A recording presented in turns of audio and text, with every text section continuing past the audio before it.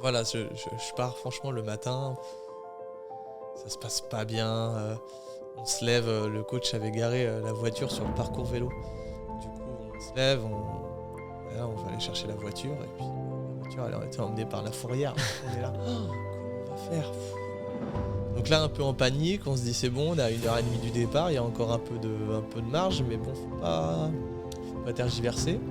Coup de chance, il y a un taxi qui passe au même moment, bon, on le prend, il nous emmène, ça c'est fait. Moi, je vais dans le parc, tout se passe bien, je mets en place de souvenirs. Bon, globalement, je suis un peu tendu parce que je sais que ça peut être la dernière. Je sais que en natation, je suis pas à mon meilleur niveau. L'année dernière, j'ai un peu complètement délaissé la natation en me disant il faut que je progresse à vélo.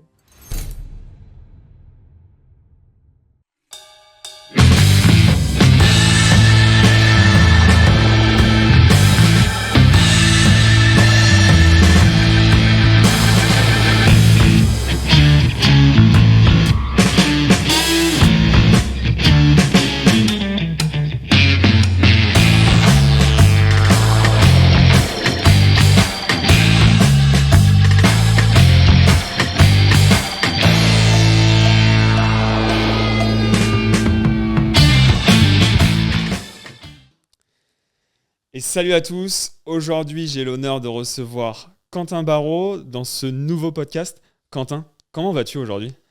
Salut, écoute, ça va très bien. On profite du soleil du sud, on est à Saint-Raph. Il fait beau, tout va bien. Ah, le soleil du sud, là tu vois, tu le mets en avant alors que juste avant, en off, on parlait de ta ville natale, Parthenay. Et je peux te chambrer parce que je connais bien cette ville, etc. Mais là tu es content du soleil, mais comment tu peux être content aussi de Parthenay où le soleil est beaucoup moins présent quand même? Parce que là-bas, le soleil, on l'a dans le cœur, tout Ah, simplement. La phrase est un peu bateau, mais non, mais j'y ai toute ma famille, tous mes amis. J'y suis né, donc forcément, c'est un endroit où je me sens bien. ouais, c'est intéressant ce que tu dis. On voit que l'impact familial, social est important, donc on reviendra dessus tout au long de ce podcast. Pour introduire vraiment notre échange, j'aimerais bien comprendre en fait, Quentin, comment tu arrives toi sur le triathlon, comment tu découvres ce beau sport? À la base, je faisais du basket, donc rien à voir.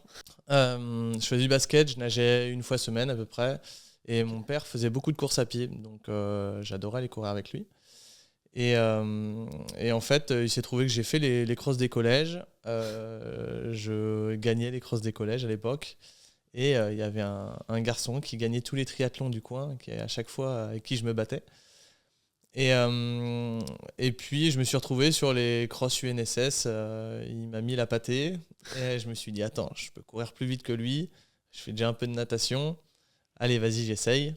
Donc le coach de triathlon du TCG 79 à l'époque appartenait, est venu me chercher. Il m'a dit écoute, viens faire des séances d'essai. Et en fait, je me suis retrouvé du coup avec ce gars-là à Maury-la-Fourcade. Et puis deux, trois autres copains. Et en fait, on est devenu une bande. Et en fait, il n'y avait même plus de notion de triathlon à ce moment-là. C'était aller m'entraîner avec les copains. Et puis derrière, il y a les compétitions. Donc voilà, ça a commencé comme ça. Et puis ça fait maintenant 15 ans que ça dure. Ah ouais, donc on peut dire finalement c'est la compétition qui t'a drivé et qui t'a un peu challengé et fait découvrir ce sport finalement. La compétition et mon ego, un peu, ouais, je dois l'avouer. Mais ouais, c'est ça. C'est un peu aussi le fait d'aller chercher ses limites, de voir si on est capable et ainsi de suite. Et le basket, c'est quand même un beau sport, un sport collectif. Là, tu bascules sur un sport individuel assez jeune en plus. Comment tu vis un petit peu cette bascule? Est-ce qu'au début, tu es dans une situation hybride en te disant bon, je vais conserver les deux? Ou est-ce que tu fais tout de suite la bascule et tu t'y retrouves aussi dans un esprit collectif? Non, j'ai eu un moment où je comblais un peu trop de sport. J'allais nager, je courais un peu de mon côté, je faisais du triathlon et je faisais du basket. Donc ça fait des week-ends chargés où le samedi on est en compétition, le dimanche on va en compète de natte aussi. Enfin, et à un moment, il y a un lundi, je me suis pas levé. Et j'ai dit à ma mère, s'il te plaît, dis que je suis malade, je suis fatigué, je suis fatigué. Donc là, le soir, ils sont rentrés et ils m'ont dit, va falloir faire un choix.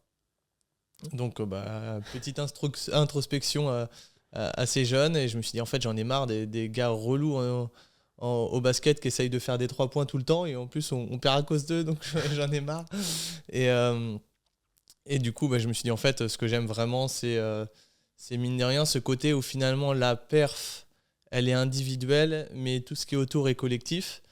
Et en fait, cette bande de copains avec qui je m'entraînais sur le triathlon, finalement, j'adorais aller les retrouver. Il y avait aussi une section sportive triathlon à Parthenay, donc on était une quinzaine, donc vraiment un gros groupe. Et il y avait une super ambiance, donc j'ai dit en fait, le collectif et l'individuel, et c'est là-bas qu'il faut que j'y aille. Et tu vois, on a souvent l'habitude de recevoir des athlètes professionnels, du court distance, du longue distance. Là, très récemment, on a reçu quelques amateurs. Et ce qui est intéressant chez toi, c'est qu'aujourd'hui, tu as vraiment ce profil, on va aller chercher, d'être passé sur le court distance et maintenant sur le longue distance. C'est quand que cette idée de professionnalisation, d'avoir encore plus d'entraînement, mettre plus de choses en place, commence à germer un petit peu dans ta tête? Ça a germé assez tôt quand même, parce que dès la deuxième année de triathlon, Ok.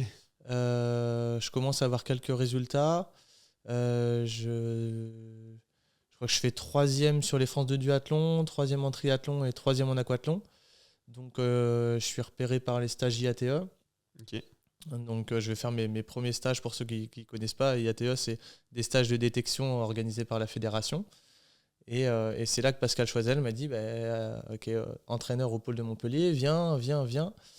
Tu verras, on peut faire de belles choses. Et puis à l'époque, j'étais entraîné par Boris Dessenois au TCG 79, qui avait d'énormes résultats. Il avait fait vice-champion de France Espoir. Enfin, pour moi, c'était un petit peu. C'est quelqu'un que j'admirais beaucoup, quoi. Il avait été en équipe de France et qui me disait attention, Quentin, vas-y pas trop tôt quand même. Il y a un danger, puis ce qu'on met en place ici, c'est aussi important. Ça se passe super bien. Ouais. Voilà. Et c'est vrai que moi, je poussais un petit peu tous les ans, mais à la fois, j'avais cette voix de la sagesse de Boris qui me disait pas trop tôt. Et puis finalement, en junior, j'ai dit faut faire le gap, faut y aller.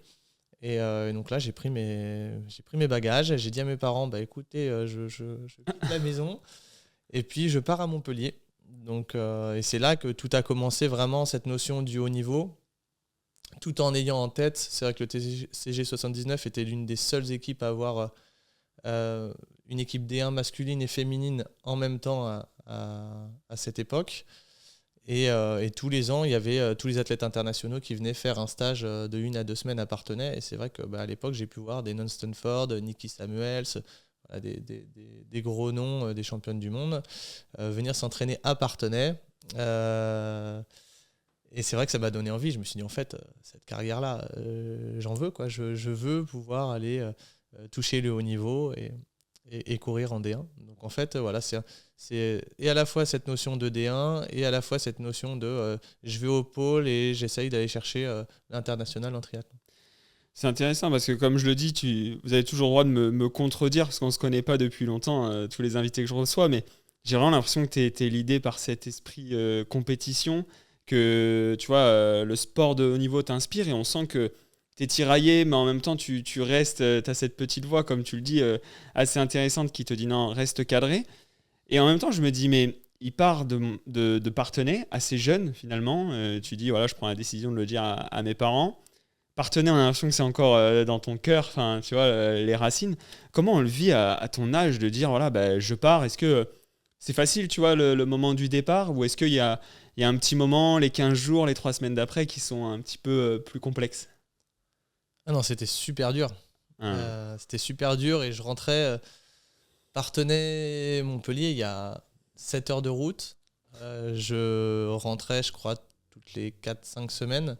Ok. À l'époque, c'était super difficile parce que tous mes copains, vraiment, c'est un noyau hyper dur auquel aujourd'hui, je suis encore extrêmement ami avec eux. Enfin voilà, on s'appelle vraiment toutes les semaines, on se voit, c'est ma deuxième famille.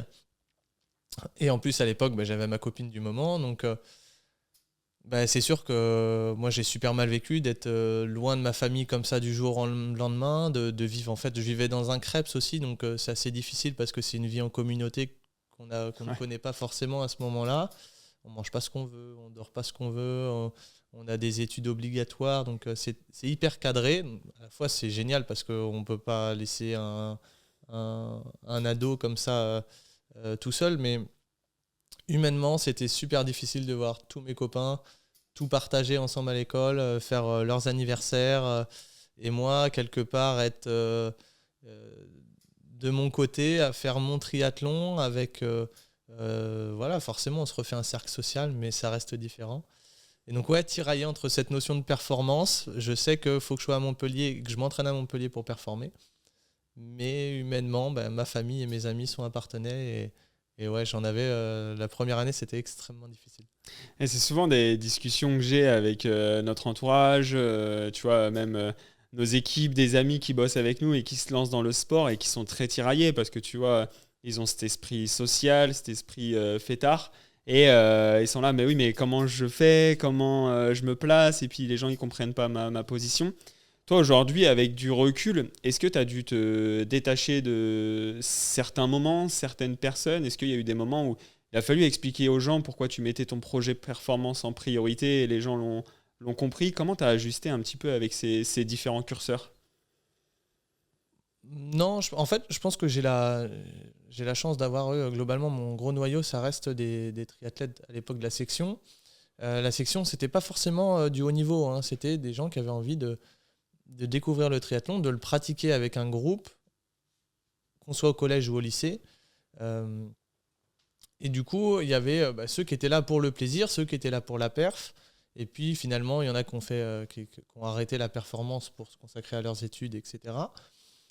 Mais globalement, vraiment, mon noyau d'amis ont toujours été compréhensifs de ce côté-là. Ok. C'est sûr, humainement, quand on ne partage pas certains moments clés de la vie des copains, je vais presque dire on s'en éloigne un peu, mais j'ai la chance que cette amitié était assez forte pour qu'elle se maintienne dans le temps. Maintenant, oui, je suis peut-être avec le recul, je m'en rends peut-être pas encore compte non plus, hein, mais je suis peut-être passé à côté de choses ou à côté d'amis en étant à bloc dans ce projet perf. Mais à côté de ça, ça m'a permis de partager tellement de choses avec d'autres personnes humainement qu'en fait, la balance, elle est toujours difficile, mais on n'est jamais perdant. Ouais, de toute façon, il faut être sûr du chemin. Et c'est vrai que toi, avec du recul, comme tu le dis, on n'est jamais certain de nos choix, mais on voit que c'est un juste équilibre des prises de décision. Tu vois, on le voyait même avec Fred hier sur une saison, préparer son premier 73. Il disait aux gens, mais attention, genre, ça va vous demander de la ressource et vous allez voir que vous allez y gagner. Et sur certains trucs, ils perdent. Donc c'est vrai que c'est compliqué. Et si on fait un focus sur justement tes années à Montpellier, c'était une phase clé, moi, je trouve, d'un point de vue extérieur pour ta progression. Quand tu repenses à ces années, quels sont les moments les plus marquants pour toi?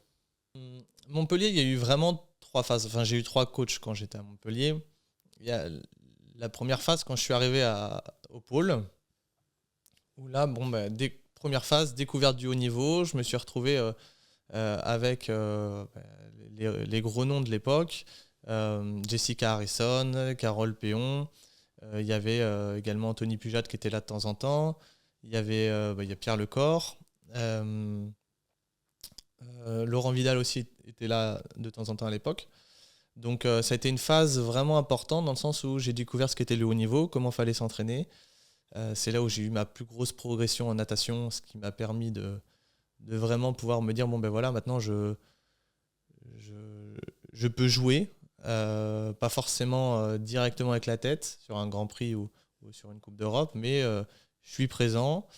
Sur les championnats de France, étant jeune, voilà, je sortais toujours dans le top 5, donc globalement, ça a été la première phase. La deuxième phase, ça a été quand je suis sorti du jargon fédéral, parce que y a la marche élite qui est quand même... C'est un autre step que jeune.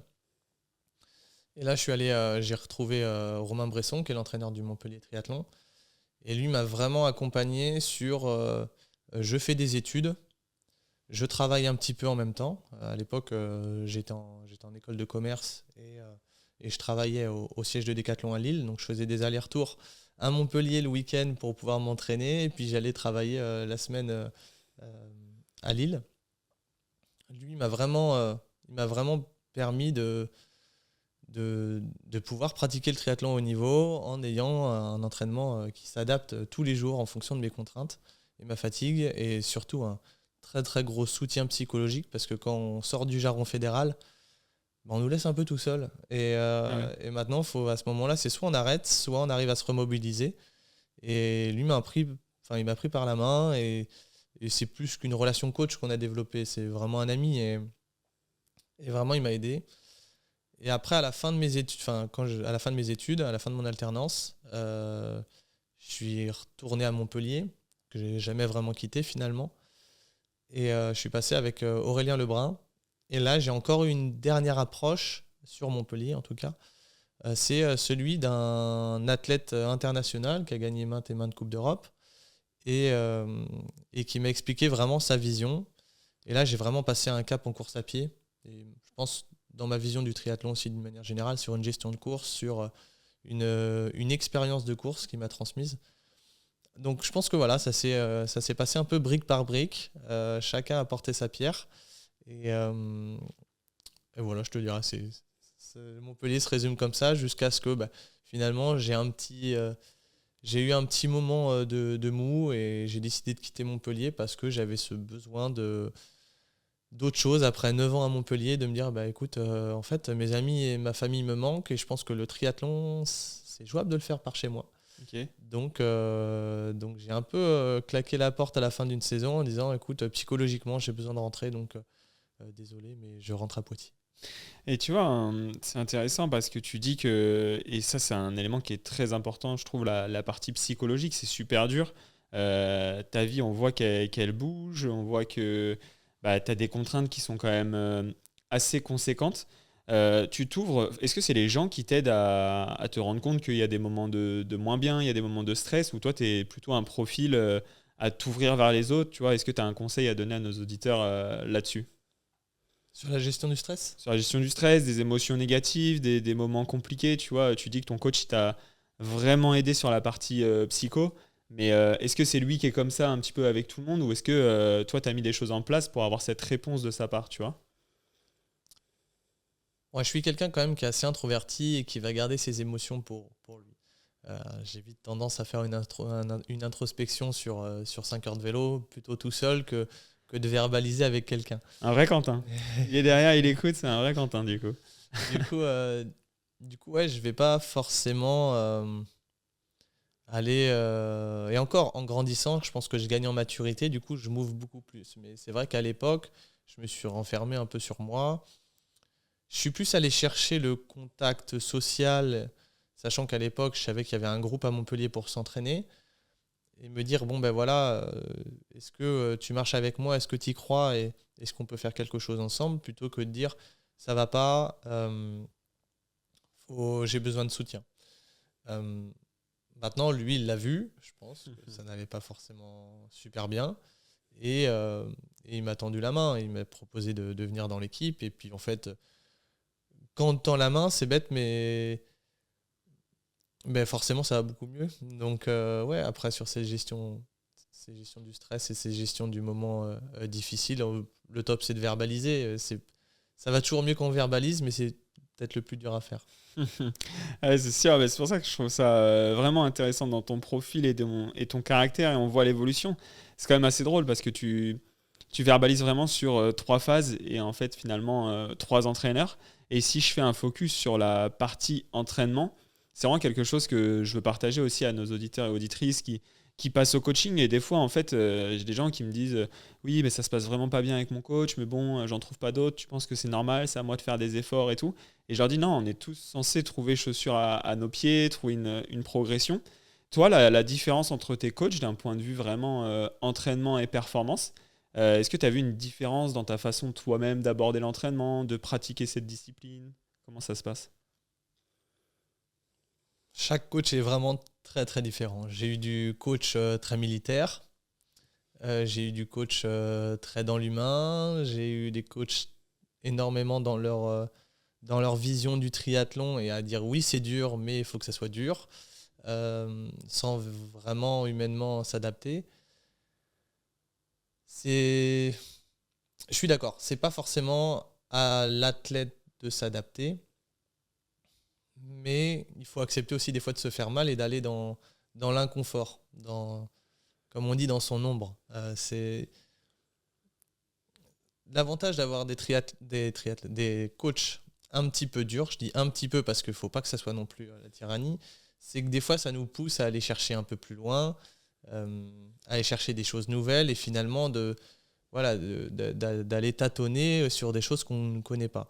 Mais à long terme, je pense que c'est extrêmement difficile d'aller dans quelqu'un qui n'est pas dans la compréhension ou qui ne nous accompagne pas au quotidien. Je prenais l'exemple de Romain quand je travaillais, mais je peux prendre aussi l'exemple de Valentin Deschamps qui est aujourd'hui mon coach. L'avantage, c'est que lui, il est très dans l'humain. Et dès que j'ai quelque chose qui ne va pas, on réadapte de suite, on se pose. Et il y a cette notion de on se pose. Et je pense que c'est hyper important, c'est de retrouver un ancrage et de se dire, là, ça ne va pas. Mais finalement, en fait, ton footing, c'est quoi l'intérêt si ça ne va pas ? Plutôt que de se dire, ouais, il faut que j'aille courir parce que sinon, la planif, ça ne va pas, tu vas louper ton objectif. Ouais, finalement, le corps, il suit la tête. Donc, si ça va pas, il y a une chance sur deux de se blesser, il y a une chance sur deux de faire un craquage psychologique. Donc, il faut réussir à trouver son juste milieu. Chacun a le sien.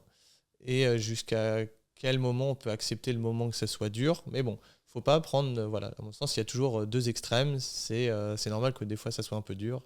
Et il faut réussir à l'accepter. Je pense qu'on fait un sport d'une manière générale qui est super dur.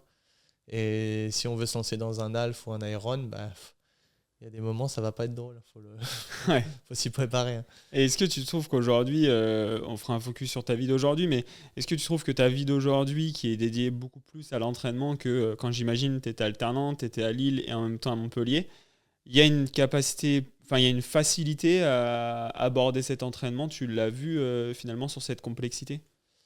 Ouais, c'est toujours difficile. Quand je travaillais, j'avais la chance d'être dans une équipe qui était pro-cyclisme. Donc, globalement, les gars, aller s'entraîner, c'est normal. Ouais. C'était ultra fatigant parce que, mine de rien, quand tu vas nager à 6h le matin, que tu enchaînes le bureau, tu vas rouler entre midi et 2, puis tu cours le soir et tu as fini à 21h. Puis derrière, tu recommences le lendemain. Les gars ne comprennent pas forcément, mais c'est comme ça. Du coup, le fait de travailler, d'avoir cette fatigue psychologique, d'avoir le stress aussi, mine de rien. Hein. Le travail, c'est un stress au quotidien aussi. On a tous envie de bien faire. Finalement, il faut recentrer l'entraînement. Et c'est là que c'était hyper important. C'est qu'en fait, on s'est dit, il ne faut pas s'éparpiller, il faut aller au qualitatif. Et puis, les heures, on les fera plus tard, s'il faut. Mais l'important, c'est de passer telle séance pour aller travailler telle intensité, sans se dire globalement il faut rajouter du volume ou il faut enrober en se disant je fais un échauffe un peu plus long, un peu plus dur. Voilà, globalement c'est aller à l'essentiel et c'est ça qui était vraiment important. Aujourd'hui on est sur une toute autre approche, c'est que maintenant que je fais que ça, c'est complètement différent, c'est pas forcément plus facile parce que oui je fais que ça mais on fait aussi beaucoup plus d'heures, il y a aussi beaucoup plus de choses à travailler, il n'y a plus le droit à l'erreur parce que mine de rien, le fait de faire du volume, le corps est quand même poussé à l'extrême. Donc il faut, l'alimentation c'est à bloc, le psychologique c'est à bloc, il faut penser sur le longue distance, c'est ce que je découvre, c'est tout l'aspect matériel, donc aller chercher le meilleur matos, le tester, donc sans cesse faire des réglages, c'est tout un travail qui est à 360. En pensant à la communication aussi, en essayant d'aller chercher des partenaires. C'est vraiment un global qui fait qu'il n'y a pas, à mon sens, un plus facile, mais ça se gère différemment. Ouais, c'est vrai qu'aujourd'hui, comme tu le dis, il y a toujours cette diversité de choses à mettre en place. Et c'est assez drôle parce que, tu vois, on parlait avec Léo Berger aussi sur un podcast précédemment. Et tu vois, même à son échelle, il dit, mais en fait, je vois toujours ce que je peux rajouter, ce que je peux mettre en place autour. Et tu vois, une question que j'ai envie de te poser aussi, c'est que tu parles de communication, tu parles de tests produits, etc., qui sont des choses que, comme tu le dis, tu découvres et il faut mettre en place. Et je suis persuadé que tu vois des choses à faire en plus et que tu n'as pas le temps de le faire, tu vois, dans ton quotidien. Est-ce que ça génère une certaine frustration ? Comment tu joues, toi, un peu avec cette frustration-là ? On est toujours frustré. Je vais te donner un exemple. En ce moment, tu vois tous les gars qui sont tous en soufflerie ou en vélodrome à bosser l'aéro. Et puis moi, je suis là sur mon home trainer à me dire je m'entraîne, je m'entraîne, je m'entraîne. Et puis finalement, est-ce que j'aurais pas à gagner 10-15 watts à aller en soufflerie? Bon, ben, c'est la différence. C'est entre, mine de rien, tu vois, on fait aussi un sport où il y a une part un peu financière. Et globalement, il y a un petit peu ce plafond de verre où finalement, il y a ceux qui peuvent passer au-dessus et ceux qui restent en dessous. Je vais pas me plaindre, j'ai la chance d'avoir des partenaires qui me donnent, qui me prêtent à peu près tout le matos dont j'ai besoin. Donc là-dessus, je suis bien accompagné. Mais c'est vrai qu'il y a toujours cette envie d'aller faire plus, d'aller rechercher, de se dire je vais en soufflerie, j'aimerais bien y aller, et je regarde pour y aller, c'est sûr. Mais tout ça, c'est aussi de la prospection, il faut prendre le temps de le faire. Et puis à côté, c'est sûr qu'il y a plein de trucs. Moi, mon pire démon, c'est Strava. C'est que tu vois tous les gars qui bossent, tout le monde s'entraîne. Vraiment, tout le monde s'entraîne. Et quand tu regardes Strava, il y aura toujours un gars qui va borner plus que toi. Maintenant, la question, c'est qu'est-ce que moi, je peux mettre en place? Qu'est-ce que je peux faire? Comment je peux l'assimiler? Comment ça peut rentrer dans mon quotidien? Et même si je peux faire ça ou ça de plus, finalement, si ça devient une contrainte d'y aller parce que voilà, je vais devoir supprimer je vais te dire un rendez-vous kiné pour aller faire tel ou tel truc, finalement, ça déséquilibre un peu la balance. Et au bout du compte, est-ce que j'y gagne vraiment? La question est très difficile, mais oui, on a toujours envie de faire plus. Maintenant, on ne peut pas tout faire, simplement. C'est sûr que c'est très compliqué. Et tu vois, c'est assez drôle que cet aspect frustration, c'est souvent quelque chose qui on n'a pas l'impression, tu vois, les auditeurs, je vois quand j'échange avec eux en direct, etc., ils n'ont pas l'impression que les pros, vous êtes nourris par cette frustration-là. Eux, ils ont plus le sentiment que eux, c'est frustrant leur vie parce qu'ils vous voient, tu vois, toi. Enfin, c'est assez drôle de dire que toi, à ton échelle, tu regardes ce travail, tu te dis, je suis frustré, tu vois les gars en soufflerie, tu te dis, ah putain, ouais, moi aussi et tout. Et en fait, il y a vraiment ce côté-là où j'ai l'impression, en fait, finalement, c'est un peu le sport qui veut ça, sachant qu'il y a déjà 3 sports, plus tout ce qu'il y a autour. Est-ce que tu penses qu'en fait, peu importe, si on prend l'exemple d'un Frodeno, est-ce que toi, de ton avis, hein, sans le connaître particulièrement, est-ce que tu penses que lui aussi, il nourrit des frustrations internes dans la pratique de son sport? Je pense que forcément, y a toujours un aspect concurrence et envie de faire mieux. Et à partir du moment où on a une envie de gagner, on veut avoir toutes les chances de notre côté. Et forcément, que ce soit Frodeno ou n'importe qui, tout le monde a envie de mettre 100% des choses en place pour pouvoir gagner et arriver le jour de la course, on est tous à égalité. Voir si je peux avoir une marge d'avance, je le fais.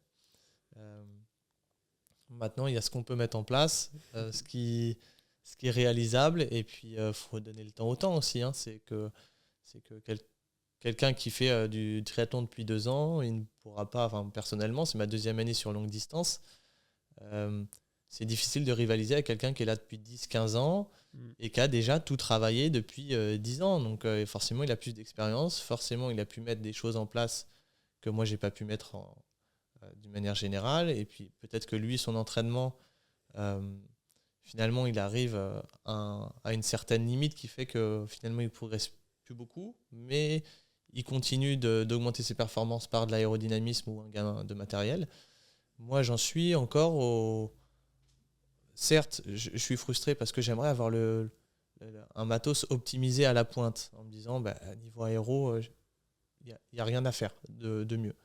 Mais j'ai aussi tellement à gagner aujourd'hui à l'entraînement parce que j'ai un profil très courte distance qui doit encore gagner sur du longue distance, et notamment à vélo. Quentin, va t'entraîner, et une fois que tu mettras les watts qu'il faut, là, tu pourras te dire, c'est vrai qu'il faut mettre des moyens davantage sur l'aéro. Enfin, je parle de l'aéro, mais il y a plein de choses à travailler. Hein. Ouais. Il y a l'alimentation, il y a l'hydratation, c'est infini. De manière générale, c'est infini. Donc, j'essaye de faire step by step, voilà, pierre par pierre, et puis on verra. C'est vrai que c'est la beauté du sport en soi. Je pense que c'est pour ça qu'on est assis tous les deux ici à en discuter. Et ça montre aussi que voilà, je pense que des caractères comme toi, et tu vois, j'échange avec, je prends l'exemple de aussi ma copine, 2-3 personnes avec qui je suis entouré. En fait, ce sport-là, il nous anime tellement parce qu'il y a tellement de choses à aller chercher, alors que dans d'autres sports, bah, tu vois, une fois que tu as atteint ton potentiel, tu te dis, bah, qu'est-ce que je vais aller chercher encore plus. Donc, c'est ça que j'adore dans notre échange. Et t'en parlais très souvent, la vie personnelle, le côté social. Pour préparer ce podcast, j'ai eu la chance d'échanger avec ta copine Juliette qui, tu vois, elle avait mis le doigt dessus. Elle me disait que la part sociale et familiale était vraiment essentielle pour toi. Et on en a un petit peu parlé, mais j'aimerais bien aller encore plus loin. Est-ce que, tu vois, déjà, on va commencer par ta famille. Est-ce que ta famille proche t'a poussé dans ce processus performance? Performance, jamais. J'ai un père qui était très course à pied à l'époque. Il faisait pas mal de marathons, il a fait des 100 km. Donc forcément, je le voyais courir tout le temps. Oui, il m'emmenait faire des courses à pied, les courses jeunes qu'on fait à l'époque, là, il y a 2-3 km à bloc. Donc forcément, il était à fond derrière moi, mais il m'a jamais poussé à me dire tu vas faire du haut niveau et puis tu vas parfait. C'était plus quand j'ai commencé à faire des résultats, c'est écoute, Quentin, moi, que tu gagnes ou que tu perdes, je suis fier de toi, quoi. Voilà, c'était. Bon, forcément, à cet âge-là, ça fait un peu bizarre d'entendre ça de son père, mais ça fait plaisir.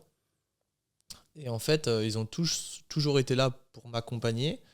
Je pense que euh, à un moment, où ils ne savaient plus trop comment m'accompagner, si ce n'est me dire bah, fais les choix que tu veux, mais je pense qu'ils n'avaient pas les connaissances du terrain non plus pour savoir comment tout ça se passait. Le triathlon, c'était aussi nouveau pour eux.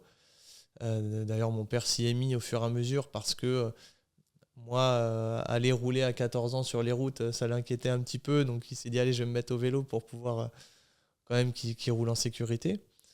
Et puis, euh, et puis finalement, en fait, c'est plus de fil en aiguille à moi aller chercher les différentes clés à droite à gauche et les différents avis. La performance, je l'ai eu plus par mon président de l'époque du TCG, Jackie Baudran, et puis Boris de Senois, qui, eux, euh, avaient voilà, l'idée de la D1 en tête et se dire, bon, ben, demain, si vous...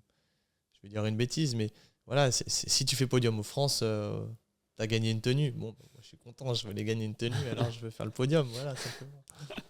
Et on dit souvent que la carrière d'un athlète, tu vois, c'est surtout triathlète, c'est une aventure sportive un petit peu individuelle, centrée sur soi-même.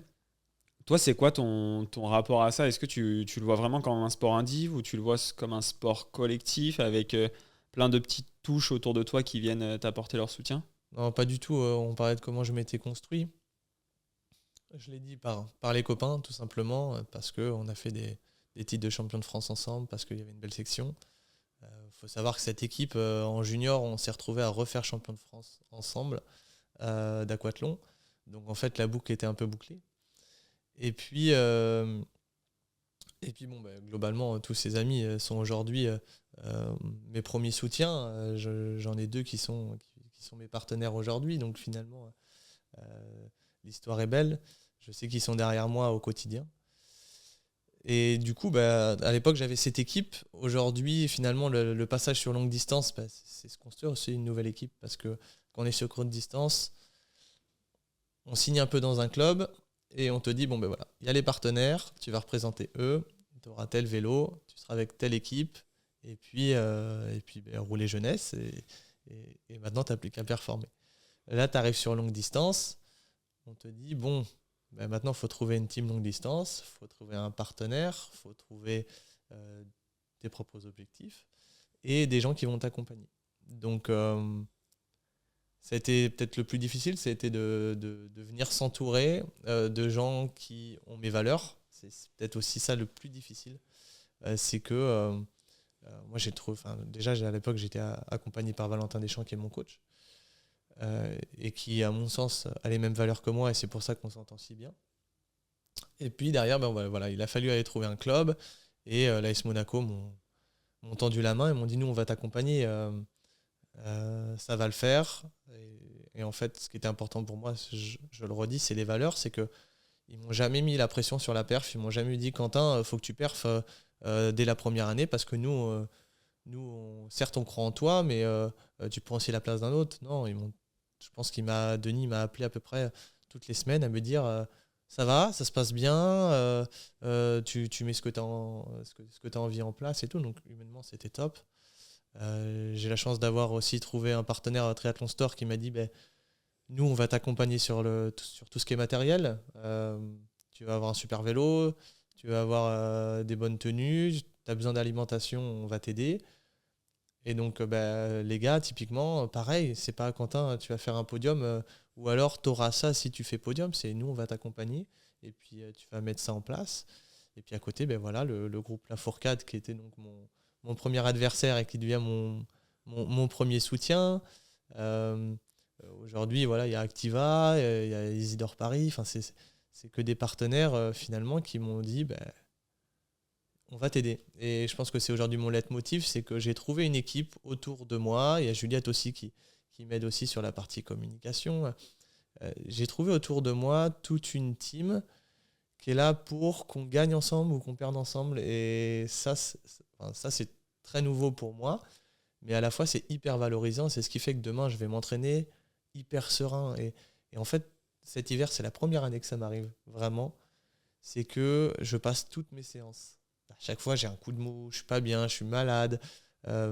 J'ai toujours une semaine où je suis à côté de la plaque. Et là, je passe tout parce que je sais que je suis dans un environnement de confiance, serein, et avec des gens finalement qui me veulent que du bien. Donc, je sais que demain, je vais arriver en compétition. Dans ma tête, je suis prêt. Et puis, au pire, j'ai presque envie de te dire, j'ai rien à perdre parce que personne te met la pression. Et donc, forcément, si tu fais une ou deux mauvaises saisons, tout le monde va te dire bon, Quentin, t'es gentil, mais on va arrêter le haut niveau, t'es pas fait pour. Mais à la fois, si sur une compète, finalement, t'arrives libéré. Et donc, quand t'es libéré, tu peux tout mettre en place et tu peux tenter des choses. Et c'est souvent quand tu tentes que tu gagnes. Ouais, c'est beau ce que tu dis. On voit que la partie entourage est super importante et on voit que ça a évolué tout au long de ta carrière. Et tiens, là, c'est fort ce que tu dis. C'est le premier hiver où ça se passe. Tu coches un petit peu toutes les cases, quoi. C'est vraiment beau et ça fait plaisir à entendre. Et on va finir sur. Justement, tu parlais de compétition, de défaite, de victoire. Et quand je demandais des petites anecdotes à Juliette en préparant ce podcast, on est venu à faire un focus sur ta course à Majorque. Donc j'aimerais bien, tu vois, en général, je commence par la partie natation. Mais là, vraiment pour commencer, du coup, vu que j'ai quelques infos, comment ça se passe la course au moment de ton réveil et tu dois te rendre sur ce départ de course? Majorque, c'était pas fou, j'ai le souvenir. Bon, pour la petite histoire, déjà, on savait pas si j'allais continuer le triathlon parce que j'ai pas trop de problèmes à en parler, c'est que les moyens financiers sont compliqués. Euh, du coup, on s'est dit, ouais, c'est peut-être la dernière. Et puis, en plus, j'ai fait une première année où j'ai pris le départ de 10 ou 11 alphes, je sais plus, quelque chose comme ça, pour une première année qui est beaucoup trop. Enfin, on est peut-être allé chercher un peu loin. Mais voilà, je pars franchement le matin, ça se passe pas bien. On se lève, le coach avait garé la voiture sur le parcours vélo. Du coup, on se lève, voilà, on va aller chercher la voiture. Et puis, la voiture, elle a été emmenée par la fourrière. Donc, on est là, oh, comment on va faire? Donc là, un peu en panique, on se dit c'est bon, on est à 1h30 du départ, il y a encore un peu de marge, mais bon, faut pas tergiverser. Coup de chance, il y a un taxi qui passe au même moment, bon, on le prend, il nous emmène. Bon, ça c'est fait.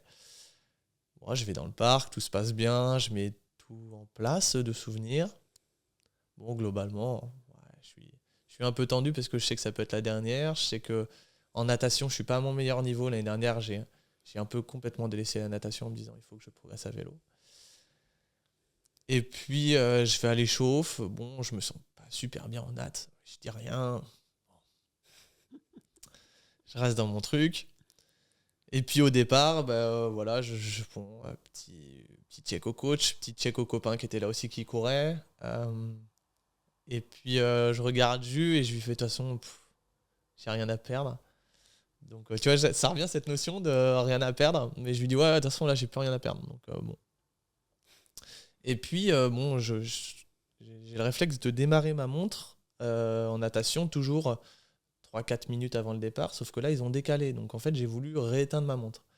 Et là, il y a le truc, enregistrement qui se met en route, sauf qu'il s'arrête jamais.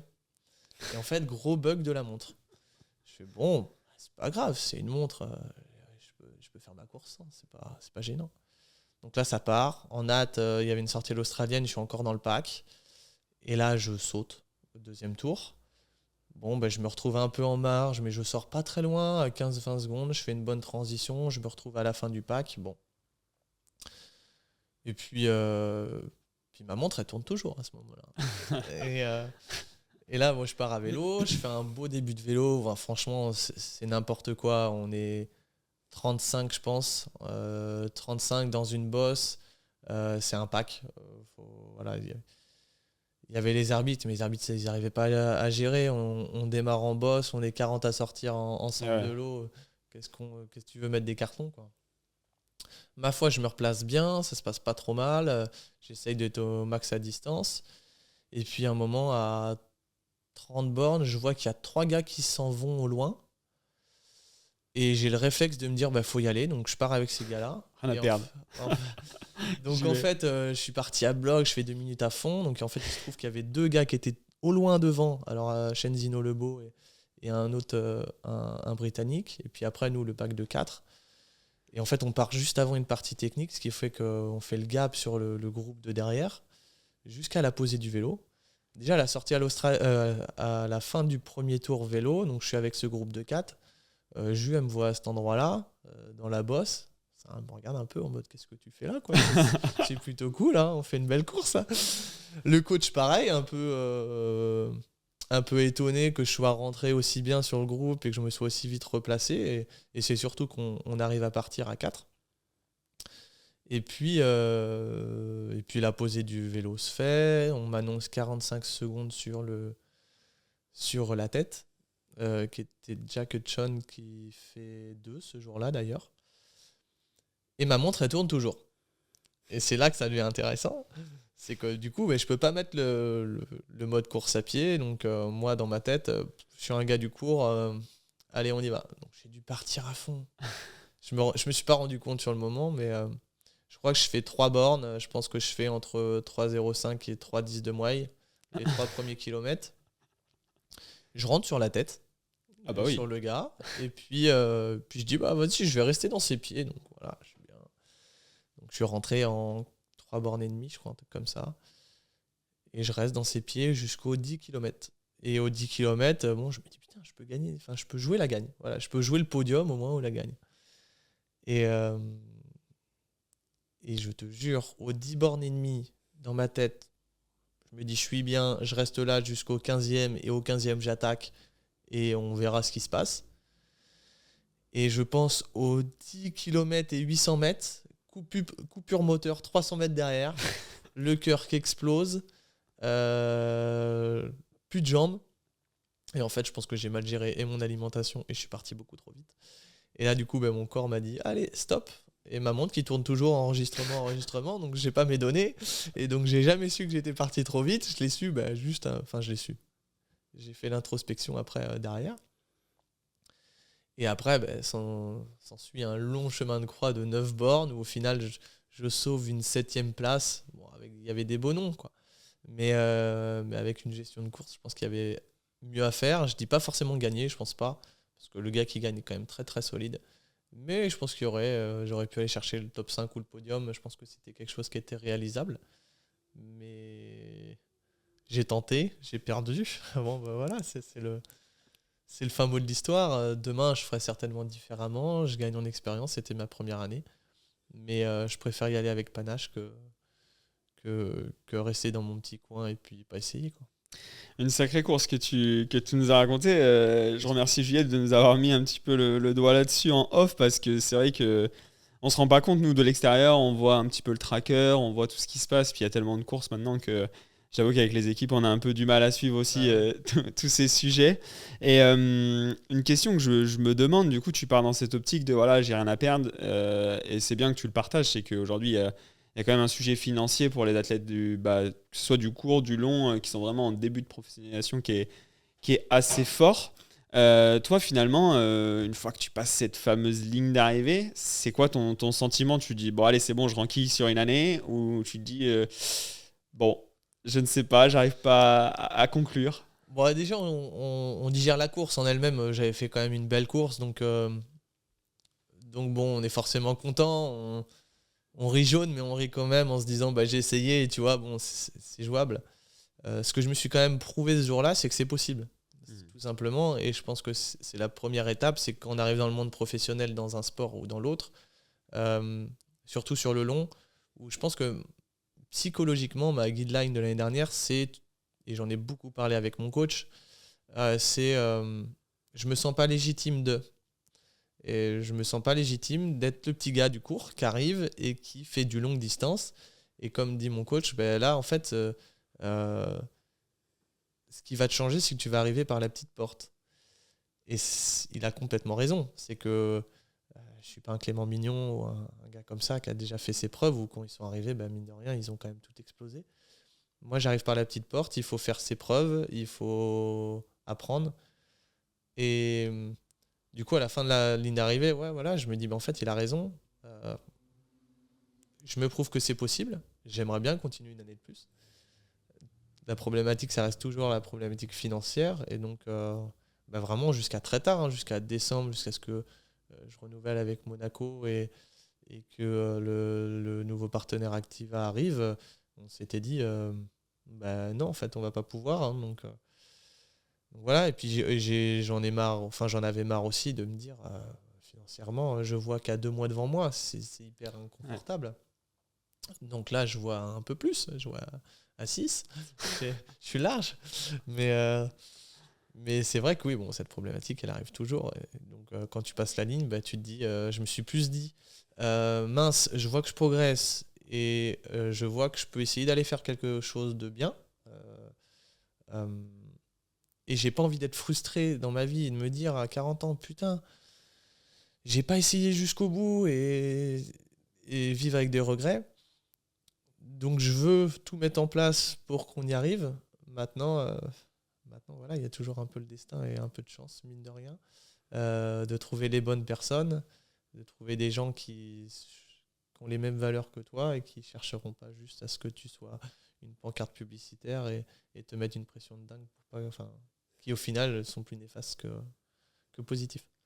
J'adore cette vision et tu vois, j'avais pas prévu de mettre un point sur le sentiment de légitimité, mais c'est assez drôle parce que ça fait nous 3 jours qu'on est sur Fréjus avec les équipes et on adore discuter de tous nos sujets divers et variés. Et en ce moment, je fais de la prépa mentale pour bah, plutôt le sujet taf, podcast, etc. Et ce qui ressort de mon point de vue, c'est aussi ce problème de légitimité. Toi, justement, je pense qu'il y a aussi des auditeurs qui doivent se retrouver du coup en nous. C'est quoi un petit peu les clés que tu mets en place? Et aujourd'hui, j'ai envie de dire, est-ce que tu te sens légitime d'être assis là aujourd'hui et de faire des courses avec des gars qui t'inspirent? Bonne question. Euh, si je fais un petit remake de ma vie, le sentiment de légitimité, je l'ai pas souvent eu. Il y a vraiment, je pense, quand tu atteins un objectif qui est important pour toi, que tu commences à te sentir légitime. Euh, tu vois, quand je faisais des top 30 en D1, je me sentais pas légitime. Alors que pour le coup, top 30, ça commence à être pas dégueu. Bon, il n'y a que quand j'ai commencé à vraiment me stabiliser dans les top 20, ça veut dire que globalement, en top 20, sur certaines courses, il y a vraiment des niveaux Coupe du Monde. Donc, c'est, euh, ça commence à être vraiment bien. Bon, ouais, là, j'ai commencé à me dire, écoute, là, t'es dans le game, t'as ta place. Alors là, demain, me sentir légitime sur du long, je pense que si j'ai pas une victoire de course, je m'en sentirai pas légitime. Il y a, j'ai pas forcément de rapport au nom. Le nom, euh, parce que bon, il y a un tel qui court, il y a un tel qui court, il y a un tel qui court. Ouais, super. Bon, les mecs sont très forts. Ok. Mais ouais, ça veut pas dire que je les respecte pas, bien au contraire. Mais c'est pas non plus.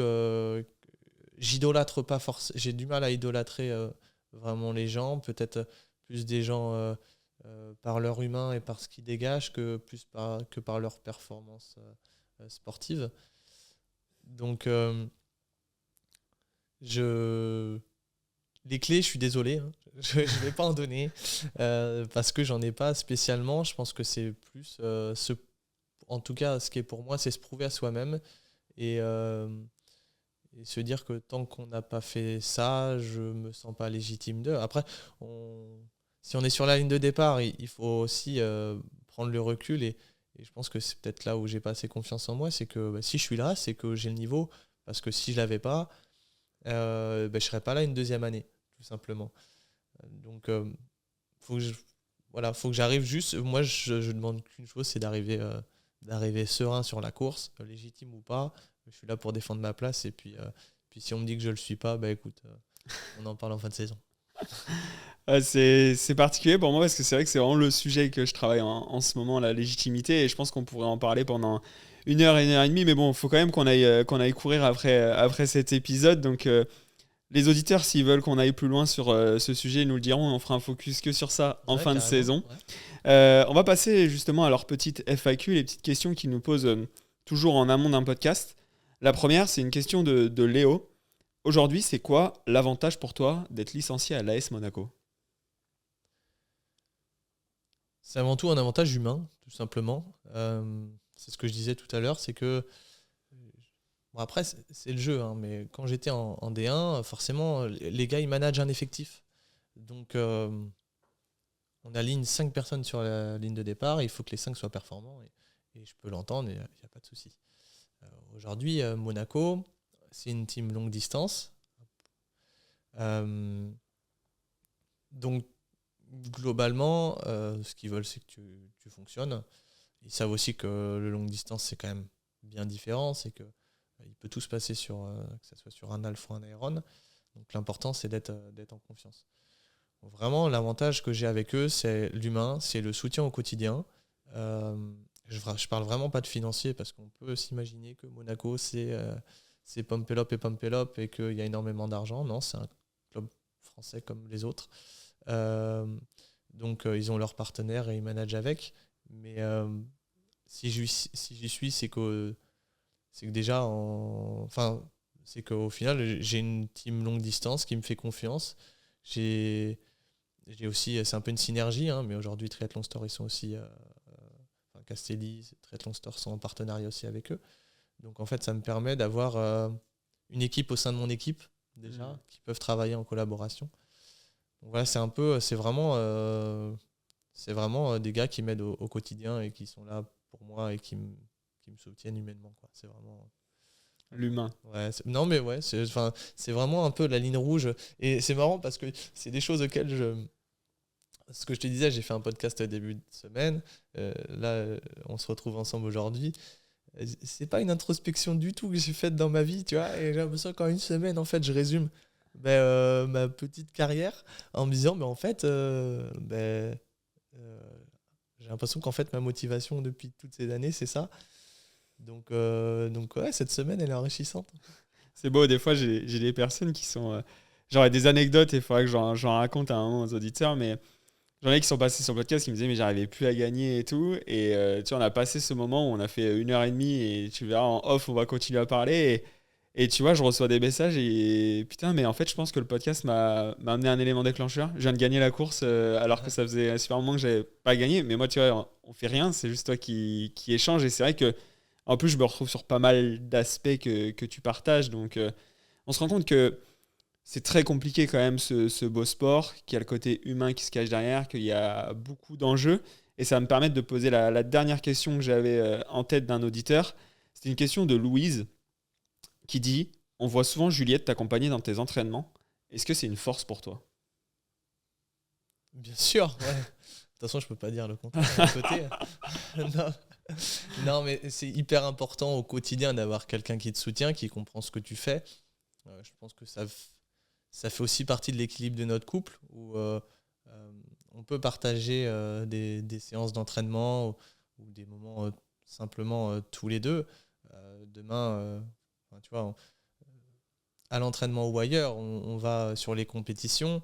Bon, des fois, c'est très compète et bon, je lui accorde pas trop de place, mais c'est pas contre elle, c'est simplement que je suis dans ma course. Et puis aussi, on essaye de lier l'utile à l'agréable. Ou par exemple, l'année dernière, on a passé une semaine à Carcan lors du Frenchman.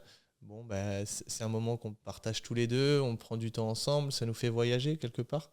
Donc on découvre des choses sans forcément trop la pression de la course, tu vois. Que ce soit ou avant ou après. Et puis à l'entraînement, c'est vrai qu'elle est là au quotidien. Des fois, c'est moi qui ai du mal à suivre, vraiment véridique. Il y a des fois, je suis fatigué et elle a des très très grosses qualités en bosse. Donc elle monte super bien et elle me fait mal aux jambes. Et donc forcément, des fois, ça réveille un peu mon ego. Et j'essaye de la calmer. Voilà, du coup, je me mets à bloc et puis je la mets dans la roulette pour montrer que c'est le patron.